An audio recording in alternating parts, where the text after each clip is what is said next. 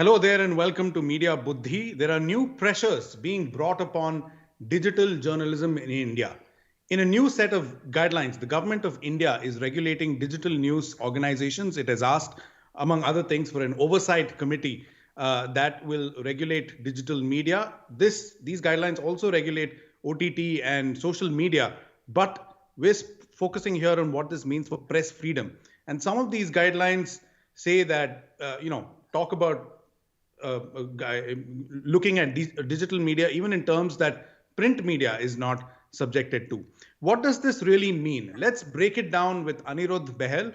He's the award winning reporter, editor, and proprietor of CobraPost.com, someone who has also broken two of the biggest stories in the last 25 years, the match fixing scandal, the corruption scandal, which impacted the first NDA government when he was with Tehelka and Outlook magazine. Now, Anirudh, thanks so much for speaking to us on Media Buddhi. The government claims now that digital media is unregulated. My question to you is this really true? And the second part of this question is, should there be any regulation in the first place? To answer there should be regulation, but it should not be government driven. It should be self-regulation. And just as the government did that for television in India.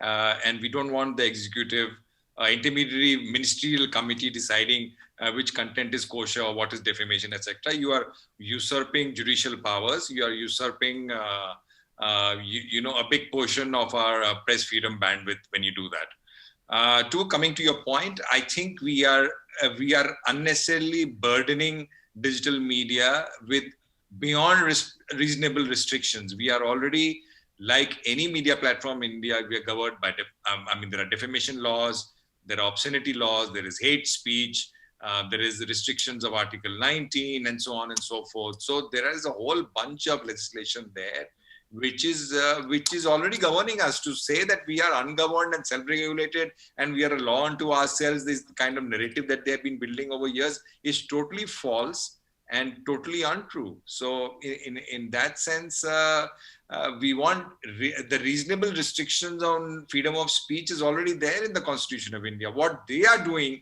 is unconstitutional. Right. I mean, not to mention even sedition, which we've seen in the last month, where more than half a dozen journalists were charged with sedition. Now, my other question, Aniruddha, is the government claims that these new rules will provide a level playing field with television and print. What does this really mean? And does this even make sense? Level playing field for what? Exactly. So what is your interpretation of this? These they should not be confusing us with social media. We are not social media. We have several filters. We are digital news media.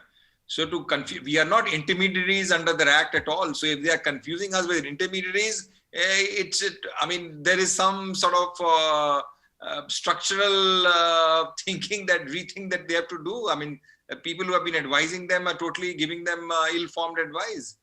We are not intermediaries under any stretch of the law, and if they are blanketing it as such, it's totally wrong for them to be doing it.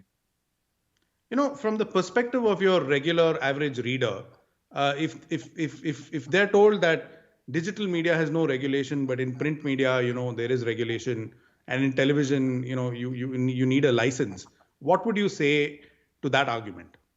Look, it's like this, to educate your normal reader, when you put unreasonable restrictions on freedom of speech, if you say that anybody can complain, then the complaint will be escalated to a sort of self-regulatory body you have, but over and above that is an executive interministerial body. So we know where it is heading. It is heading towards where a government babu is going to decide what content he likes and doesn't like. And if the content goes against the government of the day and the babu doesn't like it, then the very process itself becomes punishment. I mean, you can go about, there are 100 complaints. I mean, it may be a way for trolls to come and give all kind of mischievous complaints, and your entire office is just busy handling those complaints. And where does content go? I mean, your energy should be going into creating great content for your readers and viewers.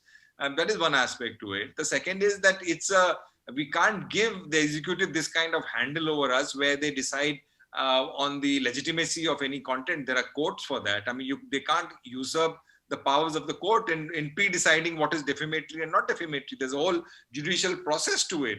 And in fact, we were the other day discussing that we are perhaps one of the few democracies where criminal defamation is still around. I mean, we still have these archaic laws on our IPC, which is like a burden on all of us. I mean, we should at some point of time re-agitate for the striking down of criminal defamation in today's day and age. Yes. Oh, another aspect, Anirudh, is, is there a fear that these new rules will increase that trial by procedure, in which the procedure and the process of appealing and going through the legal system is more punishing and energy sapping and takes you away from your work than the actual punishment in the end? That is always the case. You have even defamation cases now which are filed far from your pace of work. It could be filed in a state which you have to take a 2-hour flight to. There is a whole resource involved in that. And if there are, if the reporter, publisher, editor, everybody is dragged in, there are a whole lot of air tickets to cater to, hotel expenses, etc. And with media being as competitive and as sort of revenue, revenue deficit, so to speak, in media at the moment, it is not the right time for the resources to be going in procedural hassles done by people who just want, whose eyes on controlling you and who basically want to push you in a particular direction in which is not journalism at all. And for India to sort of remain a democracy, for India to be considered a democracy, there should be no unreasonable restrictions on free speech. And the procedure itself is punishment. As far as, I mean, I have gone through these procedures for decades and I know what they are all about. It basically works as a big chill factor. Now just see about OTT platforms, the way they are, going after the OTT head in this particular case. In the UP High Court, I think, the Allahabad High Court, yes, or the Lucknow, I forget which. I mean, which OTT platform now would use, they would think 10 times about some creative, edgy content. I mean, that is a given. You create a chill factor. You create a chill factor in your creativity, in digital news publishing. And one big point that I want to make is that the digital news publishers should not have any laws placed on them, which is over and above what mainstream media has. So you shouldn't single out digital news media and say, okay, no, print has this, television has that, but you will have that +2, +5, +10. I mean, what for? I mean, we should all be treated equally.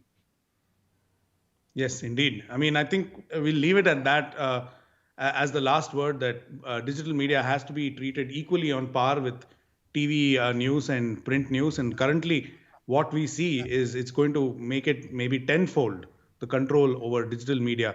Thank you so much for speaking with us, Aniruddha. Thanks a lot for having me.